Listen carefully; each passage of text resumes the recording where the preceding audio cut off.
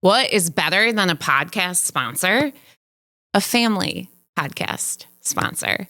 This season, the first season of Truthfully, Tracy, is brought to you by the one and only Tully Building Supply. Tully Building Supply was established in 1921 by my great-grandfather and then carried on through my grandfather, my father, and now my brother-in-law and sister. It is located in Tully, New York, and it is for everyone, from builders to do-it-yourself project extraordinaires. We have lumber, hardware, millwork, outdoor supplies. You name it, it's for you. So I am so incredibly grateful to this season's first sponsor, Tully Building Supply. Follow them at Tully Building Supply or go to their website at www.tullybuildingsupply.com. Thank you so much for making this season possible. Trisha Mathews, Rebecca Shiroff. Hello. Some of the amazing humans behind Vera House. Welcome to the Truthfully Tracy podcast. Thank you for having Thanks us. for having us. I am so excited to have this conversation with both of you today, something that's near and dear to my heart as a survivor in many ways. And so let's start off with, just for people who don't know, what is the mission, what is the heart behind Vera House? Sure. So the mission, our mission's a hefty one. It says basically that we are going to end domestic and sexual violence and other forms of abuse. That's one thing that keeps me up at night, right? Because that's a lot. It's a lot. It's big. It's huge. And so we have to measure our impact, look at the services that we're providing, making certain that we're moving people along in their journey. But we have to help all sides, right? We have to find ways to help the people who are causing harm as well. Because other than that, we're just a revolving door, right? So, we're talking with the team on a daily basis about all the great work that we do on a daily basis, but what's next, right? To take ourselves to that next level. We can't do it alone. It's going to take this entire community. Like when they say it takes a village, it takes a village. But I'm excited for what the future holds for us because there's a lot of energy around Vera House right now and a lot of support. Which is great. I think we've worked very hard to build relationships and trust back in the community. So I'm excited for, the next 12 months and what we have. Absolutely. Yeah. It's great. And you feel that energy. I'll be honest, as an outsider watching, that energy is very evident right now. Sure. So, Rebecca, as being newer to the Vera House family, what attracted you to this? So I started as a board member. A very dear friend of mine who's the president of the board, Captain Matt Malinowski, reached out and said, so, hey, just want to pick your brain on something. And, we started talking. And then he said, well, would you like to join the board? I said, sure. And then as I got deeper and deeper and deeper, I realized what I could do for Vera House. I've been doing this for 30 years. I started when I was 10. No, I'm just kidding. No. I'm way older than that. We can roll with that. But I knew what I could do. I knew that the experience that I brought to the table could take it to the next level. And that's my goal, is to essentially put myself out of a job. That we no longer need Vera House. Unfortunately, I don't think that's going to happen. But what I would like to see is for us to continue growing, because unfortunately, the need is great. And when you hear the numbers of the people, the lives that we touch on an annual basis, it's about 10,000 people that we somehow touch. That's a sobering number when you think about that, And what Trish was referring to earlier, the fact that we not only help survivors, but we also work with perpetrators. And I've had people ask me, well, why do you do that? Well, you do that because one perpetrator could have 4 victims. If you get to them after the first victim, that's 3 victims you're not going to have. Sure. You know what I mean? So we have to end the cycle. And a lot of these people, that's all they've known. It's what they've grown up with. And let's just face it, some people are just not good people. Yeah. Okay. Or it's happened to them. Sure. Correct. I see that Absolutely. repeatedly. Correct. These are people that have had abuse be a part of their upbringing Correct. in many ways. They don't know how to function without that. And Correct. it's how we continue that pattern. Yeah. Right. And that's necessary. You have to get to the root of the problem. Mm-hmm. And if you don't do that, you're going to continue to have victims. We don't want that. We want survivors that move on to have a healthy life, and they have the ability to have healthy relationships. And, they can look back and say, wow, this was life-changing. And Desiree, who is our director of prevention she's our director Steps of and alternatives. Steps and alternatives. She talks about running into people sometimes that have taken her class. And these are people who are required a lot of times by the courts to take her class. Mm-hmm.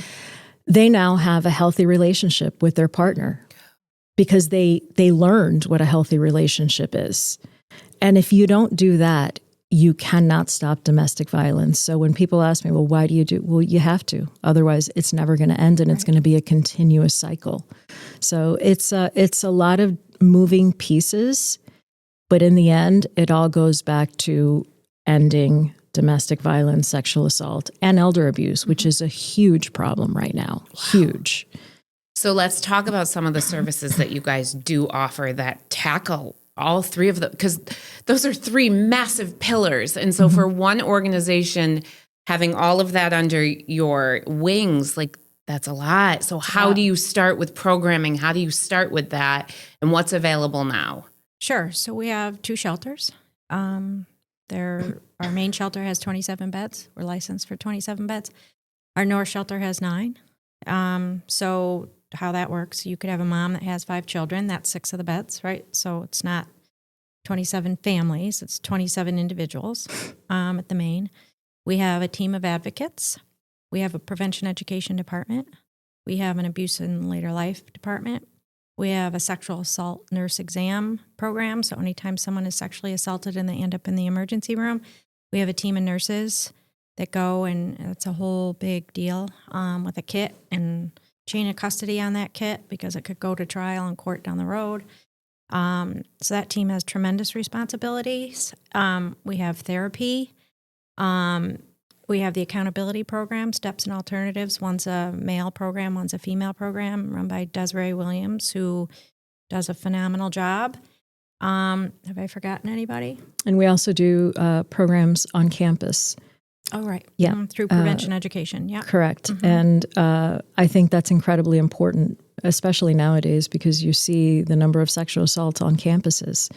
So you go and you not only speak to the women and teach them what a healthy relationship is. And I always like to say you don't have to have bruises to be a domestic violence survivor, victim. It could be emotional, it could be psychological, it could be financial exploitation.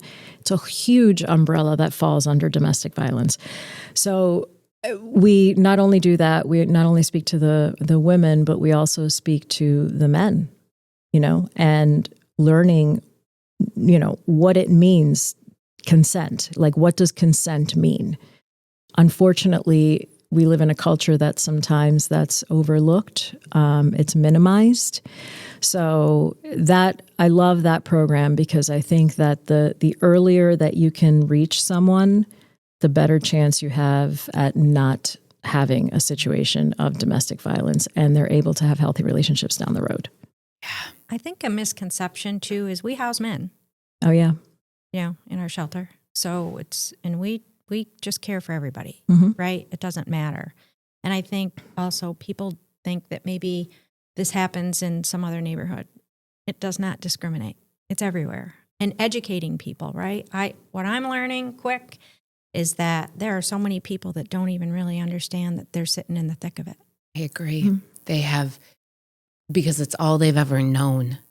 It's all they've ever known. And that's when I hear that number, 10,000, my head is saying, how many people are struggling that haven't reached out, that are in the thick of it, that haven't reported, right? Right. I didn't report any of mine. So it's like you think about how many people are living with this. Like, this is not just the services, it's also the awareness. It's the message you guys are bringing to the community. This is a huge problem, problem. And just because someone comes forth doesn't mean that the police are involved, Right. right? So Confidentiality is our is number key. So one maybe pillar. you're not ready. Maybe you're Correct. not, the first step of coming, and maybe you're not ready to call the police, and that's okay. So you come and we keep you safe and we get you the services that you need to try to get you back on your feet. Mhm. Yeah. Plain and simple. There's so much fear. Yeah. There's so much fear leaving the chaos that you've considered normal or that you've, made normal in a way. Because the devil you know is better than the devil you don't. Absolutely. Yeah. Absolutely. yeah. So I love that you said confidentiality is the number one pillar, because that is a must for these individuals, I have to imagine. Sometimes they just need to reach out. They can go online. We have a chat on the website where they can chat with someone. We have the crisis line. They may just need to talk to someone. And, I've learned about women who didn't even realize that they were in a domestic violence situation, again, because, I haven't been physically assaulted, but you've been psychologically or emotionally assaulted, which can sometimes take a lifetime to get past, if you're even able to, Right. Some people unfortunately can't, So, and like Trisha said, it does not discriminate. All socioeconomic backgrounds, all races, all religions, it doesn't matter. It doesn't matter. There are people that you would never in a million years think that they would need this service, because you see them out at events and they it's a perfect life, like what you see on, I call it fake book, like everything looks perfect, but they don't even have a debit card to their name. Sure. And they're being abused. What are they doing? Where are they going? They can't even get a hotel room. They have to come to Vera House. That's the financial abuse. Yes. Correct. Yes. And I'm so glad, because I think people look at this mission and sort of think, oh, but it's them, right? They place it on a population of individuals. Everyone. These are the people you pass in the bus line. These are the people you're probably having coffee with and don't Correct. even realize. Correct. Like, these are such shamed and hidden parts of people, if they even have the awareness, like you were talking about, if they even know what's going on. Yeah. Yeah. Yeah. It's unfortunate, but it does hit everyone, and we've seen it all. I've only been here 2 months, and the amount of information that I have come across and the things that I have learned and what I've seen, it just blows your mind. And it literally, like, every morning you just wake up with this fire in your belly, like, what more can we be doing? What more can we be doing? Because the need is so, so great. That's a really good question. And I'm going to put that back on you. What more can we be doing? What more can Syracuse? What more can Central New York be doing to help your mission, to support what you guys are building? So, boy, we're going to be here a while. I know. Starting to ask me these questions. Time. We just got started. We have to be hope, right? So when people come and they open that door to the shelter, these are the things that keep me up again at night, is that shelter's got to feel like there's hope. And right now, I don't think that's the case. While it's great, and I know that people appreciate it, I just think, futuristically, poor Rebecca's going to have a lot on her plate, because we're going to have to raise some money, right? Because I would love to have a new shelter with some space where people can roam around in the backyard and, I don't know, have some pet therapy programs going on. I think we need to find some additional funding, because we need to expand our advocacy team. So, like, think of it, when someone comes out of the shelter and we get them into safe housing, we should be following them along for a year to make sure they have all the services that they need, because, 90 days in the shelter doesn't mean that you've course corrected 35 years of a problem, right? So having a team that could follow through with them after they get out into the world, into safe housing. And, sometimes the staff at the shelter, they're helping to find them a job or getting them a driver's license, or sometimes it's helping them get their children back. And so what does that look like after they get out of shelter? We have to have a team of people that can follow them through. I say all the time to George Kilpatrick, who's our director of prevention education. He's amazing. That's where where the rubber hits the road, about educating people. Yeah. So we should have a team of like 100 educators that are out there educating these young kids. Like, we do a great job in the schools, but like, we got to do more. Educating these kids, that what it is and what it isn't, right? Because you're the ones that got to break the cycle, right? As you're growing up. We had a team that came from Syracuse University last week. And one of the things, as I met them, we were talking about prevention education because they had some questions. And I said, think about the fact of, you're at a prime age in college where you're rushing for a fraternity or a sorority or whatever. And now you think it's funny and you've done the date rape drug. And, okay, maybe when you wake up tomorrow, you realize it wasn't the best thing you could have done. But understanding that impact on that person, that like maybe in 10 years, you're off working in Wall Street and you don't think about it. But that person is impacted for the rest of their life. Mm-hmm. And maybe that person has gone on and gotten into a horrific situation and is now living in a shelter at the age of 35. And you're off living your life not understanding that those things don't go away. Mm-mm. No, they From don't. something that you thought was just a simple, I don't know, I can't imagine it myself, but if someone thought that was funny, to then say the impact of that down the road. It's so complicated. Yeah. It's so, and unless no you're a stories are the survivor. same. I don't, I think it's hard to know. I always describe it like I lost the safety of my own body. Mm-hmm. So when you it's a great way to put don't know, when you can't find safety within your own home, within your own body, you're constantly looking for safety outside of yourself. Mm-hmm. And I sought that for so many years because I couldn't figure out how to feel safe. And like those incidents, I love how you painted that because I guess I had never thought about it. They move on. Like it's not even a thought in their mind. Yeah. Yeah, that leaves this lasting imprint in someone. Who now has zero confidence and who, it just messes you up. Coping strategies, all community, any of it. It takes someone right? Your trajectory Maybe you've hidden totally. it from your parents. And that's the other thing too. Like we house people that their parents don't even know they're there because they're too embarrassed to say, and they wouldn't want their mom to know that they're in this, that they had to flee this relationship for fear of what they're, every situation is different. Yeah. We have people, it would not be uncommon. I mean, they come in the front door of our main office and they don't have any pants on. So that's raw and real. Wow. It's heavy work. Wow. It's really heavy work. And you have to find a way to shut it off in a way when you leave, which is very difficult. Let me know what that is because it's very, very difficult. It's very difficult to do. I'll be in bed sometimes and I'm just checking my emails and an email comes through, I need help.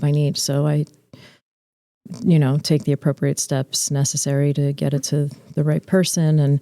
But now I'm laying in bed thinking about this person. What are they dealing with? What are they going through? What are they, and it affects your own mental health at times. And you have to remind yourself, you have to take care of yourself. Self-care is incredibly important in this line of work. Sure. Otherwise you will crash and burn. Yeah. Quick.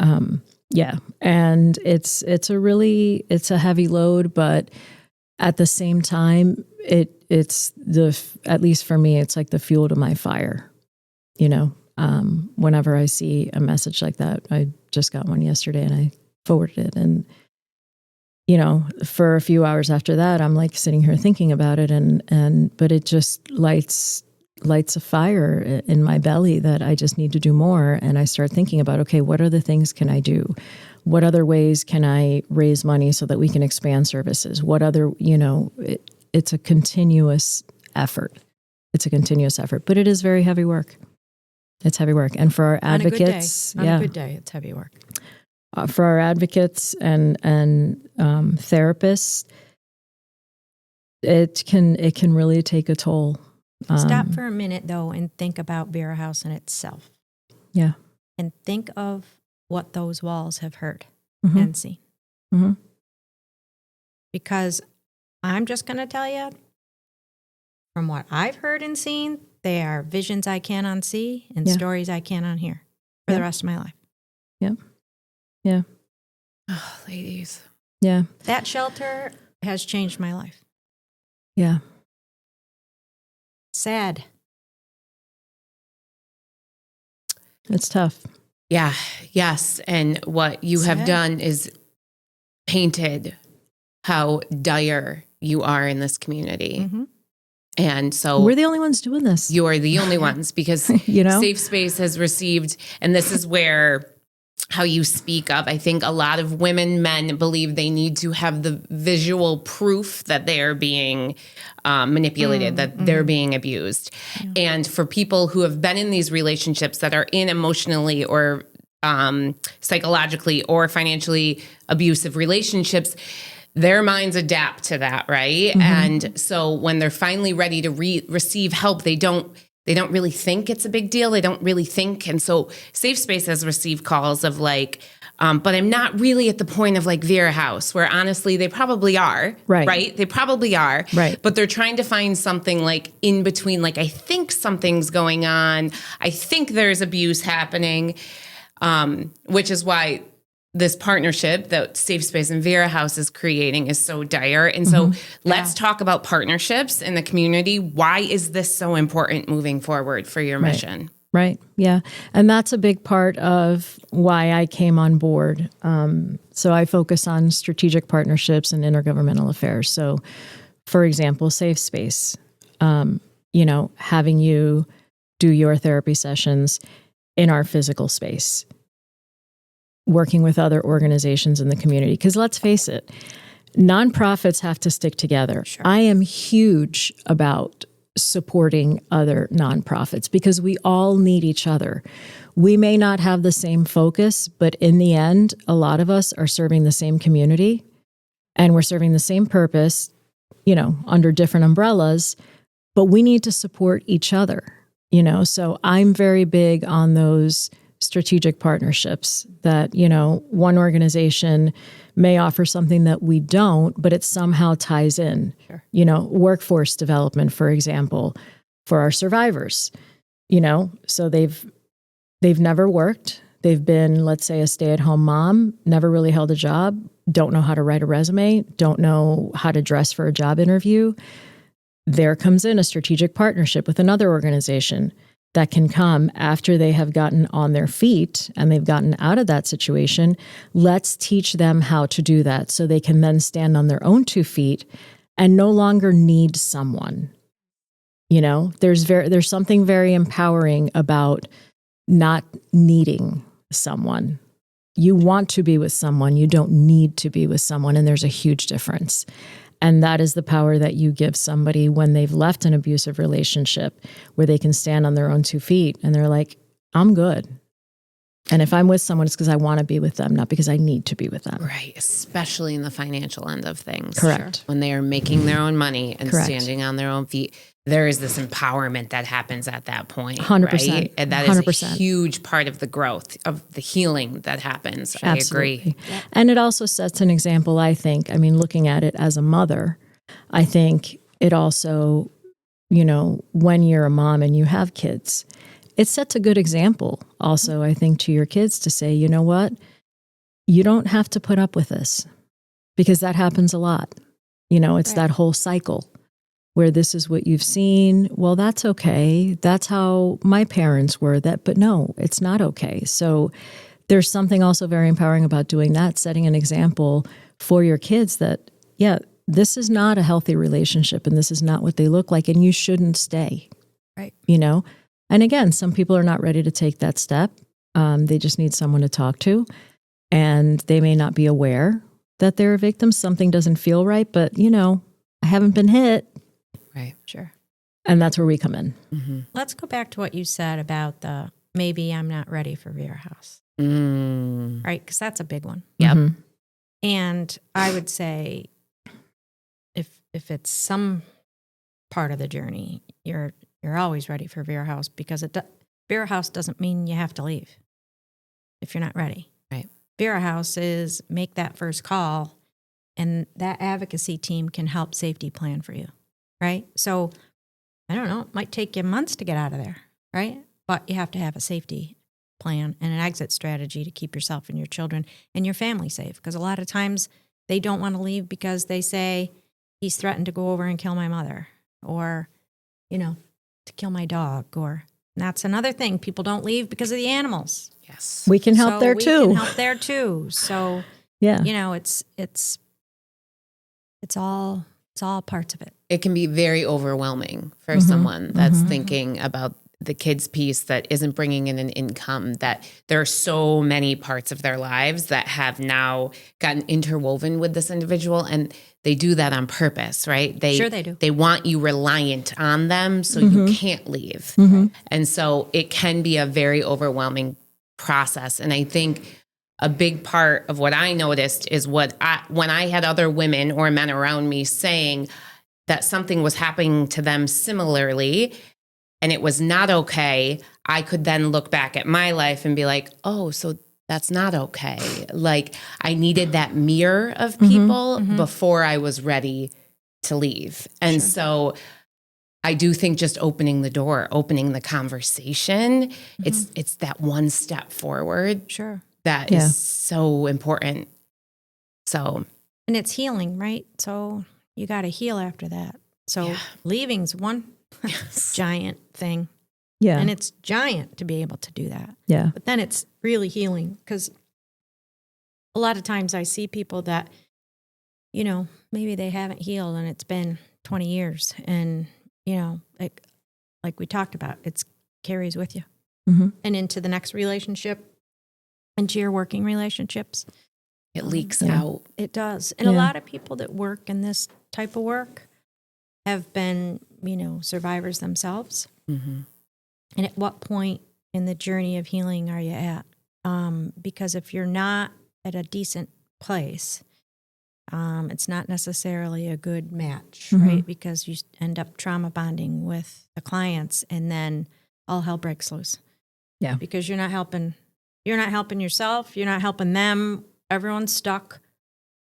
It's not good. So it's paying attention to those signs too. And so that's sometimes when we have turnover, because we recognize that, this isn't healthy for anybody. Oh, I'm so glad you brought that up. Yeah. It's definitely something we see in the mental health world with Safe Space and with the eating disorder world. And you have not gotten to a point in your own healing and recovery, then it plays out. So. And boundaries are, crucial. We're constantly, putting forth the boundaries training for the team, because you have to have boundaries, or you're down a path it's not good. You're not helping. And like you said about the self-care, you guys need to go and recharge, refuel. When I first stepped in, this is kind of a funny little thing, and the team was talking about self-care, and I thought, what in God's name are they talking about? All I knew to do was get up and go to work. You know what I mean? Self-care. I got to get the hell out of here. But they schooled me real quick on how important it is. And it isn't even just for people that work in this field, right? Self-care is important no matter where you're working, right? And finding that right balance, because that whole thing in the airplane of put your own oxygen mask on first before you can help somebody else. You're no good to anybody if you're stressed out, right? Because just the way you handle situations. Yeah. And so I've had to learn that and have to be really purposeful, because I tend to be a doer and I want to fix it all, and I'm a little impatient about fixing it all. Yeah. So I want it fixed by next Friday at 2. That's why we get along so well. I see this, ladies. I see this. But having that that pause, and it's daily. It's not, okay, I've gone 6 months. No, it's daily, weekly, being purposeful to say, I gotta know when to walk away and take a breath. Sometimes I'm like, I've got to get out of my desk, and I got to go for a ride in my car. And that's what I do. And I kind of clear my head and come back and keep going back at it. And it doesn't have to be anything major. I mean, something like she said, that's my thing. My therapy is driving. Sometimes I'll be at home and it's like 8:00 at night, 9:00 at night, and I've had a really, really long day. But, you don't want to put that on your partner your family, Oh dear, or I put it on my husband, the poor thing. you know. I mean, oh yeah, my boyfriend Andrew is an absolute saint. He's amazing, and you know, but there are times where I've just had a really, really stressful day, but you know, I don't want to burden, and I know it's not a burden, and he would be so angry if he heard me say that, like, oh, it's not a burden. It's not that it's a burden, but that's just how I am.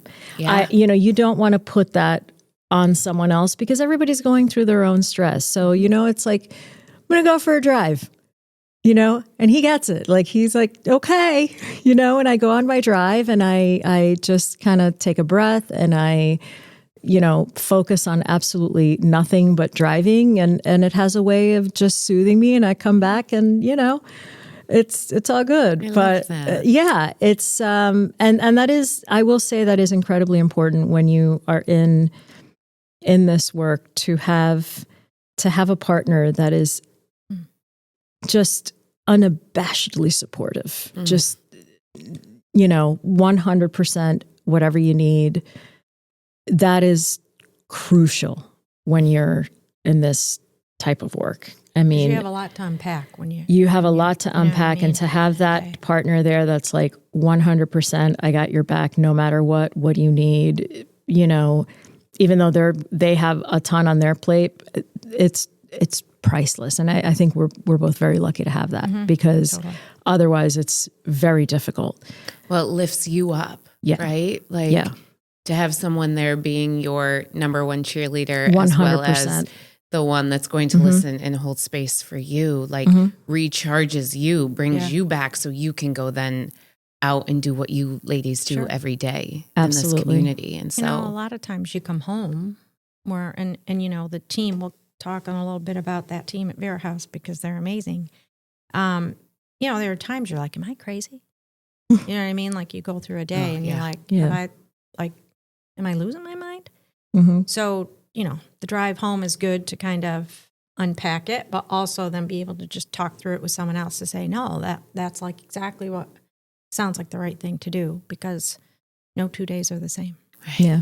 You know, so it's not like we got a playbook that we say, okay, this is what we do today. And you never know what's coming. You don't. Every day is different. Every day is different. And that's why the team, so proud of them. Vera House does best when we sit around a table and we divide and conquer, right? We take a situation, and that director team and that staff, they're amazing. Yeah. They know exactly what to do.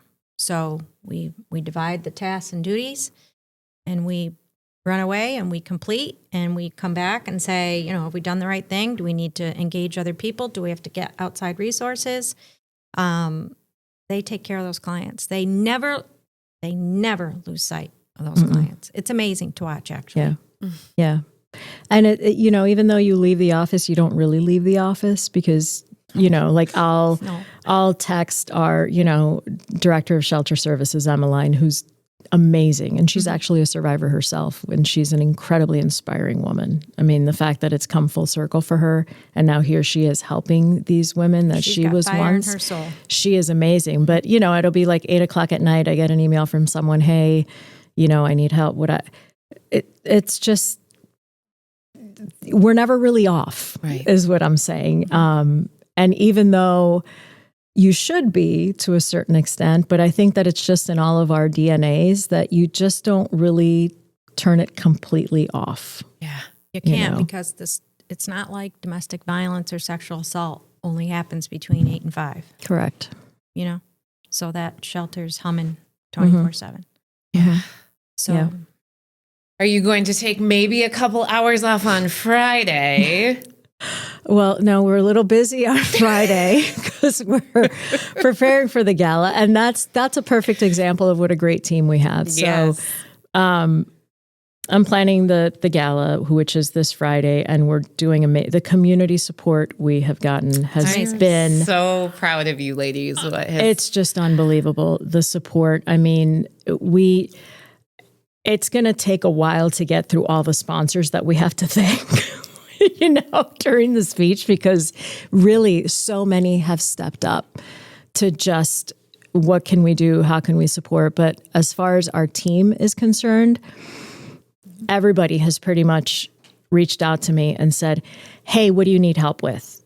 Hey, what can I do? What can I take off your plate? And there's a lot of things that unfortunately I kind of wish that it could be taken off my plate, but they can't because, it's in my computer. So I kind of have to do it myself. But the support has been unbelievable. And when I put a call out for volunteers, bunch of people like, yep, I'm there. I'm good. Yep. It's just such a great team. It's like a family, and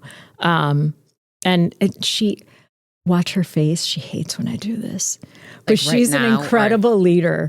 I can feel that. She's an incredible, and I don't want to hear it. She's an incredible leader. She's like, I know but she really is. And you can't have a solid team like we have without a good captain on that team. And she's really a great captain. And our board of directors, I got to tell you, I sit on quite a few boards, and I've been on a few boards, and it is rare to see a board that is so engaged. There isn't a single person on our board that isn't fully engaged.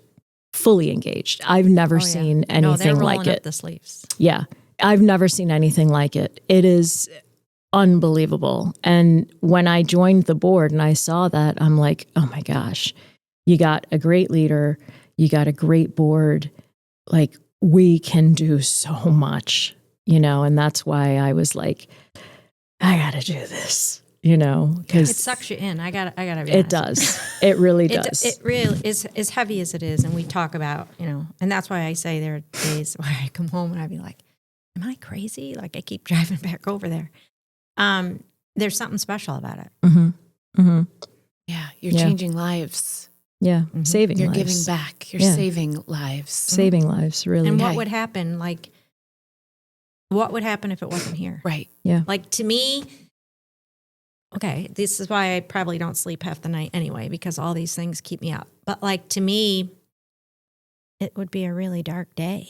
It scares me to even put my head there. Mm-hmm. Yeah. It scares me. Yeah. I mean, you think about it, you have Vera House now, and there are people out there that don't know what the next step is, or, they may not be ready. I mean, I personally can't imagine being in that situation, being a mother with kids and being in an abusive situation and feeling stuck. Like I can't imagine that, What if Vera House wasn't there? Then they have zero hope. There's nothing.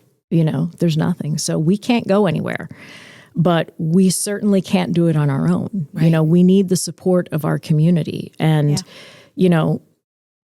I've seen people show up, which has been amazing. But we need more.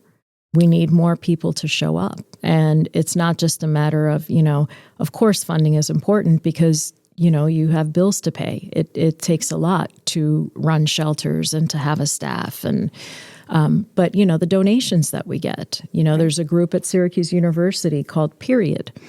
And they reached out, they brought us these little brown bags that say Period on it, and they're full of feminine hygiene products.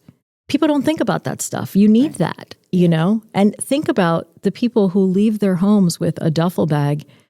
That's it. That's all they got. And they go to the shelter.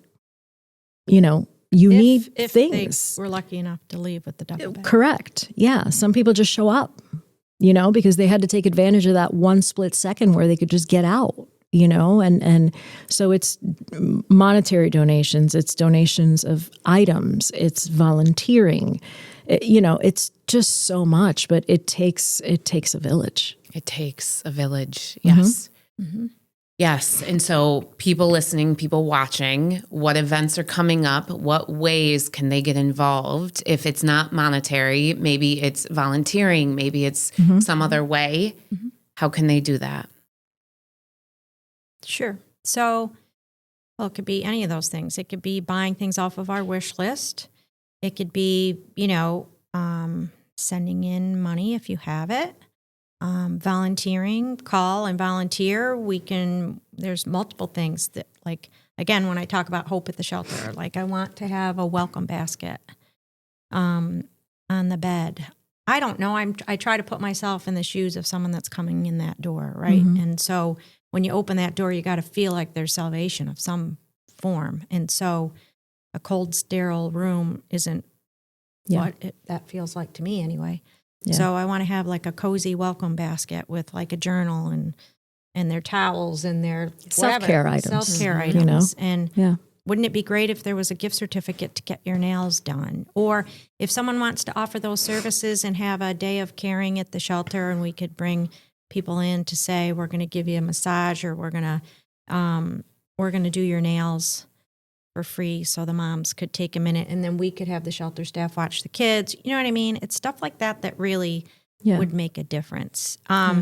Just call and get behind the movement, because there's a million things that we could, or come with ideas, right? Mm-hmm. Don't think we have them all. No, no. Come with the ideas of what you think could help these people move along. Mm-hmm. And to the point of the shelter, you know, we have a lot of people that have helped, like, let's say we have a broken light or whatever, and we have an electrician that comes, or contractors that have to fix whatever. And I meet with them and I say to them, please do not enter that shelter as the electrician. Please enter that shelter like you have 2 duffel bags at your feet and you have just fled hell and you have no place else to go, because shelter is the last resort. And then you tell me what you think when you leave. And every single one of them are like, oh man, I got to do more. I got to help. I got to get behind it. Because when you walk in there and you see the courage, right? You see the courage for these poor souls, and then the kids, and then the staff at the shelter, right? They get attached. And then the moms move out with the kids, and then the team at the shelters, you know, worrying. They don't sleep at night either, because then they're worrying about what's going to happen to them once they get out into safe housing. Are they going to be all right? Right? So it's a lot. I'll tell you, my first time at the shelter was very, and Trisha told me the same thing. You know, when you go like, this is your last resort, and you basically have a bag with everything you own. So my first time at the shelter, I walked in, and there was the cutest little boy with a little bag of chips, little guy. And like, it really, like, I remember thinking, he has no idea. He has no idea, like, what's going on, why is he here? That was like my first impression. Was I opened the door, and then there's this little guy. I'm like, oh my God, it was really. Oh, it hits you in the gut. It was very sobering. It was very sobering, because, here's this innocent little person who just sitting there eating a bag of chips, and he has no idea the courage that it took for his mom to leave. And then I put myself in that mom situation, the fear of what's next, and, being a mom. I have older kids, but I can't begin to imagine. what that must feel like. But our director, Emmeline, who's an amazing woman, I went into her office and we were talking, and she started reading a letter that she actually got from a client thanking her. I mean, this woman is now on her feet. She has a new life. Her kids are safe. And this letter, we were both just standing there in her office sobbing, reading this letter. But that's what it's about. Yes. It's these survivors that we help get to that point, but that first step, man, that's a monumental step. It's a monumental step. But once you do that and you take that first step, you realize that there's hope, and that's why we're there. That's why we do what we do. It's helping the survivors, and it's helping, that it comes with the whole dynamics of the kids too, right? Because they've been traumatized themselves. Yeah. And so, when you talk about volunteers, I don't know, I'm going to make it all up sitting here with you today, but like, someone to come and read to the kids at the shelter, because the staff is busy, and it's not like we have a staff of 100 people working at the shelter. And it's not like the moms are like, okay, story hour. They're trying to get their own act together, right? Maybe they're laying in bed because they are free finally and are trying to figure it out. arts and crafts. I don't know, a cooking class. Yeah. I don't know. How about come and help budget with these people in the shelter to say, how can I cook a meal on just what's left in the refrigerator? Because that's the reality of the situation. It's not like everybody's coming out of shelter and they're going to go and they're millionaires and money is no option. It's how do I fend for myself? Yeah. And even knowing how to do that. Yeah. Budgeting on whatever money you have. Yeah. Those are things that people could help us with, really, I think. And it's, the staff at the shelter, they have ideas of grandeur, right, that they want to be able to do those things. But case managing sometimes is about all they can handle because that's a lot, getting them the wraparound services that they need. Yeah. And then think of getting all the kids out the door to go to school in the morning. Doesn't mean that the mom has it all together today. Right. So the staff at the shelter is, getting the kids in the shower and making sure they have breakfast and, I don't know, come help do homework with the kids after school because I can't imagine that the moms have the bandwidth to be able to do that. There's so much to it that. Yeah. And you just name things that every single human in this community could do. Everybody. Absolutely correct. To read a story. And what you did hit on as well is that when you leave a relationship like that, your body goes through a significant withdrawal process in a way, right? It's coming down from PTSD. Yes. And so the basic things of, being there present for your children take a lot of energy. And so, to be able to help get kids on the bus, to be able to, what you named, I think is so key because everyone has a skill that they can give back. Yeah. Couple hours a week that they can give back. Yeah. Yeah. Or how about, these are the things that are gut-wrenching for me. A lot of times Emmeline will call and say, we've got a 16-year-old, a kid that's turning 16 today. Can we go get a cake? And can we... Yeah. Of course you're going to get a cake and we're going to buy a gift and we're going to, here's my credit card and we're going to, can you imagine being the 16-year-old and being in a shelter? Yeah. And now today's your birthday? Yeah. But that team, they rally together and they make it. One Thanksgiving, we all pitched in and we were going to make the meal, right? And so think of a Thanksgiving morning. They're kind of a doom and gloom morning. It's gray. The leaves are gone. It's quiet. No one's out on the street. So I'm driving over to the shelter and I thought, oh God, it was gut wrenching to me because I'm thinking, can you imagine being in a shelter on Thanksgiving? Yeah. Well, for God's sakes, I pull up with the groceries and what is that noise? And I get up and they buzz me in and they'd been up all night having a dance party. And made the most delicious food in addition to what we were bringing in. And the kids had made cupcakes and they were dancing and everyone was in the kitchen. And some of the clients that were there that day were like, I'm not even going to go with my family because I'm having so much fun here today. I bawled my eyes out the whole way home because I thought they're going to have a better Thanksgiving than I am. Yeah. You know what I mean? They're having and they should be having a better Thanksgiving than I am. But I just thought, they came together, at a time of need that they were going to get themselves through that day. And God bless them, they did. And really think about it. I mean, for some of them, it was probably their first Thanksgiving of freedom. Yep. Sure. That was joy that you were witnessing. It was I wish I could have seen that. The music blaring. I went back out. I'm like, you need coffee and donuts now. It was amazing. It really was. And they did more for me than I did for them that day. That's for sure. So, there's goodness that comes out of that. That's incredible. So, yeah. And I think, when clients leave, they do send letters back to the team to say, thank you for, becoming part of my family. Yeah. Because, it is a bond, really. Oh, I'm sure. Mm-hmm. And you never know when you're going to meet someone like that.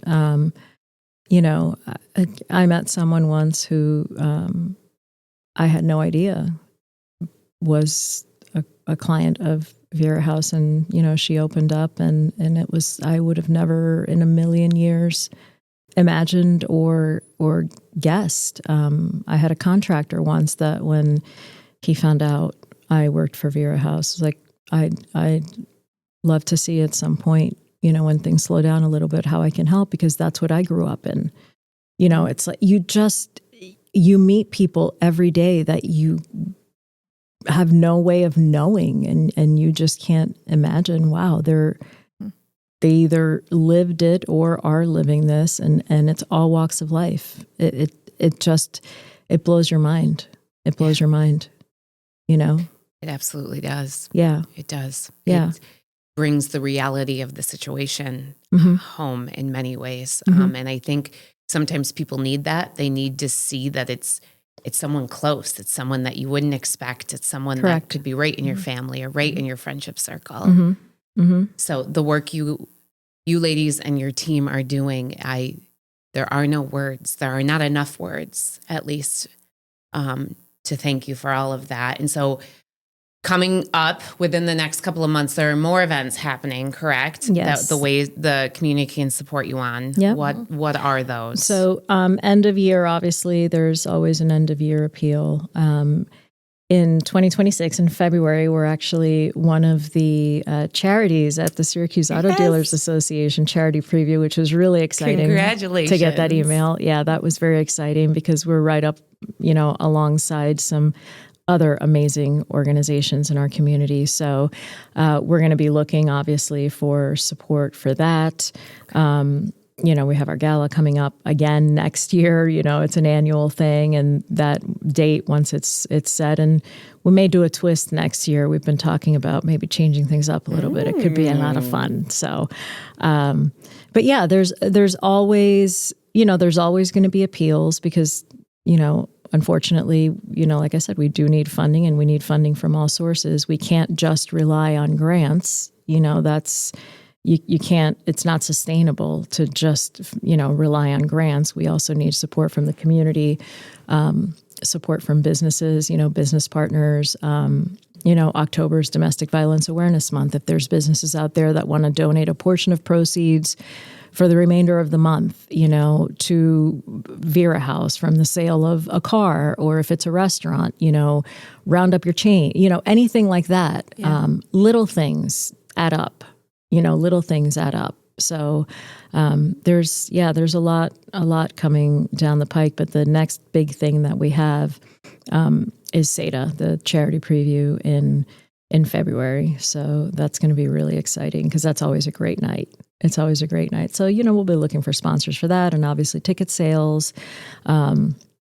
So yeah, we have a lot coming up, and I'm going to be working on strategic partnerships with other organizations as well, like Safe Space with one of my favorite people ever in the world. We are so excited to bring this collaboration to life. And yeah. And also, another big part of this too is getting more politicians involved, because we need to work a lot when it comes to legislation for domestic violence laws in the state of New York. Yep.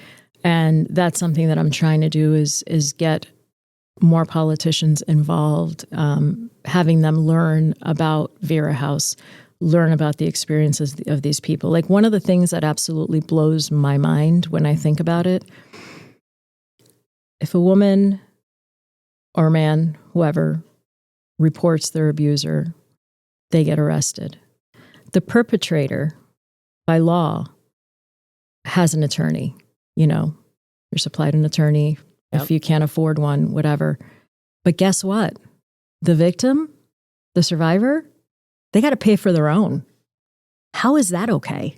You know what I mean? Like, that's something that I think about and I talk about with our foundation chair, Megan, and I'm like, how is that okay that the person who was causing harm, and I get it, everybody needs their day in court, everybody, there's always, that just is not right, so there's a lot that needs to be done when it comes to domestic violence laws. Our honorary chair this year for our gala is Deborah Yeager. Her sister was Jill Cahill, who was murdered in 1998. By her husband. He beat her with a baseball bat while their children slept in the room next door, waited hours before getting help, She went to the hospital finally. They got her to the hospital. He was arrested, but then I think he got out on bail, correct? Mm-hmm. Which is unimaginable to me. And she was in the hospital for 6 months, had to learn how to speak again, walk again. The will to survive for her kids is what kept her going. This man, while he was out on bail, stalked the hospital, learned their routines, and then snuck in, dressed in a wig and sunglasses, and poured. Dressed up as a security guard. Yeah. Dressed up as a security guard, snuck in, and he had put cyanide in their daughter's glitter bottle. He put cyanide in there, and while she was laying in bed, he poured cyanide. So that was her last vision in this world, was seeing this man, after she fought so hard to survive for her kids, this man pouring cyanide down her throat. And she ended up dying, obviously. That man is up for parole in 2036, I believe. How's that possible? So we have a new grant that we're part of. It's called Strive. And so in Onondaga County, there's $1.8 million for the first year that we've been given to partner with law enforcement in the DA's office, probation. And I'm like jacked up about it because this is where the rubber hits the road, right? Oh, absolutely. Because we're not fixing it by ourselves, No. right? We can only do what we can do. And like Joe from the DA's office says all the time, we can't arrest our way to success. No, right? it's not going to change. It's not going to change anything. No. So if you think about it, we've got all the right people around the table. And so this year is preparation. And so we've hired some good people. It'll just be starting, and we're getting our policies written and all of that. But we're going to have a community response team where we're going to take the top 20 cases and we will review them, right? To make certain that, like, did we do enough? Answer is no. I'll just tell you that right now. Mm-hmm. And how do we partner together with all of us to make certain that we are reducing the number of DV cases in Onondaga County? And let's face it, we're not going to be able to do that unless we come around the table collectively as a team like that to make certain that we're doing the right thing. So think about it. It's like, did the police officers ask the right questions so it's looking at the questions that they're going to be asking. And let's face it, they're already overworked and don't have enough, right? They're short-staffed. Right. So now you're going to ask them to ask however many extra questions. So getting buy-in from that to say, for them to see that those questions and what comes from the answer of those questions is going to help us really make certain that we're doing the right thing to reduce this. The other piece is, and these are things that like we just learn as we go, right? That I've met with multiple people in this community. And I spoke with this one gentleman, and he said, I hope that we can partner together, because he said, I come from another country. And he told a story that, culturally, I come with a different set of parameters for me. And so in my culture, the men are the dominant one, and we discipline our children differently. And now we come to the United States, and that maybe isn't how it works here, right? And it's frowned down upon. And he talked about that, he lost his children. Wow. And he didn't think he was harming them, but he said, I needed help too. And he said, now, fortunately for me, I've worked my way through it, and I now, see my children, and we have a relationship and all of those things. So it worked out for him. But think of how many people fall into that category. Mm-hmm. That like what he said was real. Right. That's how he grew up. He grew up, and he didn't think he loved his children. He didn't think he was harming them. Mm-hmm. So how do we help? How do we create a safe space for people who fall into that category? Right. Where they don't feel ashamed. Like sometimes I feel like if people think they're going to Vera House, it's like a label on you. No, it must be so bad for you that you're at Vera House. No, it's like along the journey, we can help along the way. Mm-hmm. Healthy relationships, learning about that, learning about, how to discipline your kids without, hitting them or spanking them or whatever that is, manipulating them, all of those pieces. it's a lot. It's big. Yeah. Yeah, I always say we don't know how to do better until we start Look at that to do story, right? Of that, and that was in 1998, and we're sitting here today, still talking about it, right? And so, and I get it. We can't barge into people's lives and say, you're going to get out of that house. People have to be ready to come and do it, but we've got to find resources and ways and more funding to help people, because just here this morning, we've talked about 30 different things. Right. Yeah. And we probably could for another few hours. You better let's be it. honest. We could. Mm-hmm. For days, for months. I can never stop talking about it because for me, what keeps me driving back in, it's that team because they're remarkable. Some of the finest humans I've ever worked with in all my career. But it's the clients. So, at the shelter, I was bringing in some donations, and this young girl came walking down the stairs, and I dropped all the donations out of my hands because I thought I was going to faint because she was unrecognizable. And I thought, so Emmeline, help me out, because she saw the color drain out of my face, and she pulled me into her office. I had to sit down. And I bawled my eyes out the whole way back to the office, drove about 90 miles an hour, and I came back and said, we have to do more. We have to do better. This is absolutely unacceptable that people are living like this. Yeah. Yeah. Ooh. Mm-hmm. Yeah, it's very sobering. It's very sobering. And but we can't do it by ourselves. No, this is a community-wide mission. Mm-hmm. This is going to take all hands on deck. All hands on deck. And you guys, the fire, the passion, the love I feel from that couch over there and what you are doing in this community. I don't have words. I'm so grateful.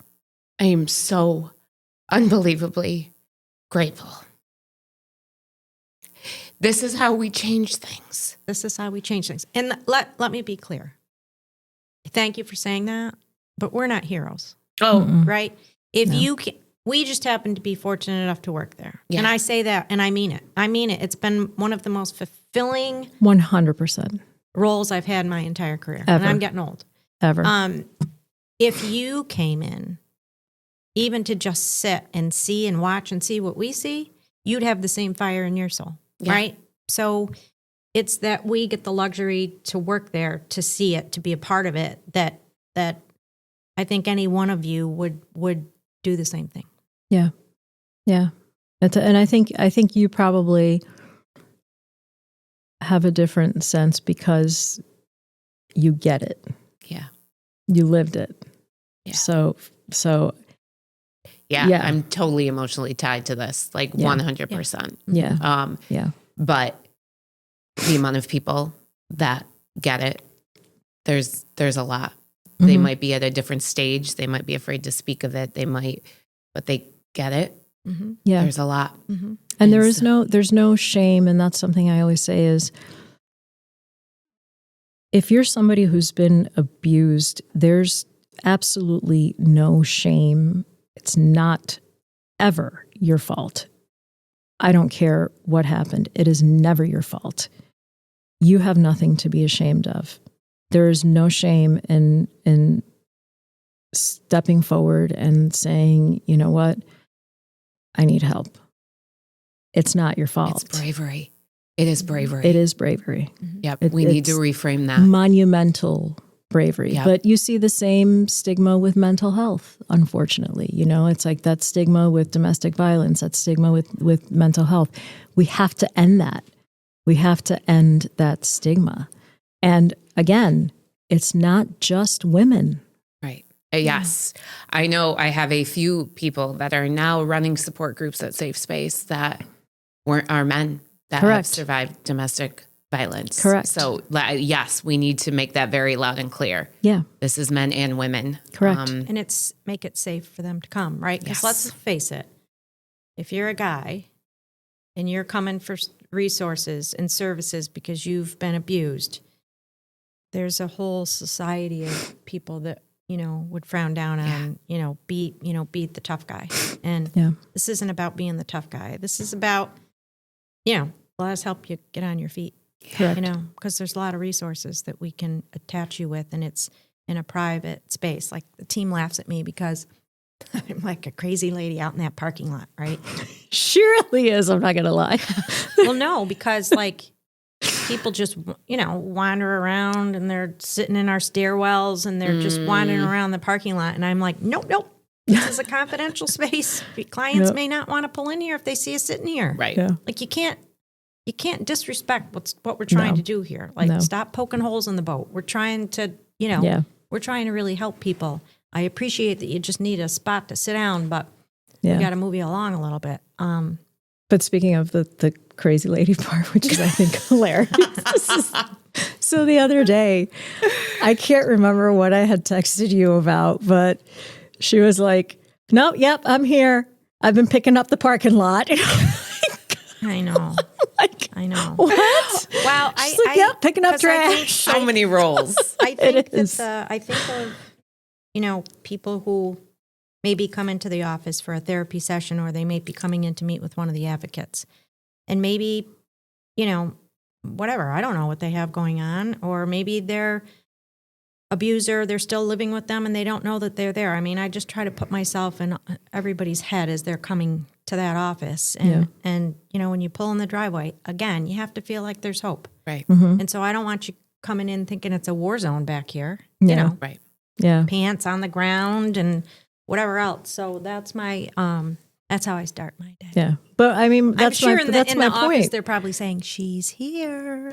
but that's my point, though. Like, that's the difference. Like, that's the fire that we're talking about, because I don't know a lot of CEOs that are going to be out in the parking lot picking up the trash because they want the place to look nice. Yeah. You know what I mean? It's very special people. It takes very special people, but that's the people that we work with. That's the people, and she leads by example. And I think that's incredibly important. When you're a leader, you got to lead by example. 100%. So it's just a great team. Mm. It's a great team. It's solid. And, we all just want to help and do whatever we can. And if there's anybody that wants to in any way get involved, they can reach out to me directly. R Shiroff, RSHIROFF @verahouse.org. If you want to make a donation, if you want to talk about some type of strategic partnership, whether you're another nonprofit, if you're a business, anything, reach out to me, because that's what we need. That's Beautiful. What we need, And we will tag it all and put all of that information in the description so people can seamlessly do that. Yeah. Everyone here listening today, watching today, there is something you can do. 100%. I have no doubt. 100%. I have no doubt. And like it has been brought up and said many times, this is going to take a community of coming together. And so if you feel called, if you feel heard, if you feel seen, I encourage you, follow, reach out, support, share. There's something you can do. 100%. And how about this one? How about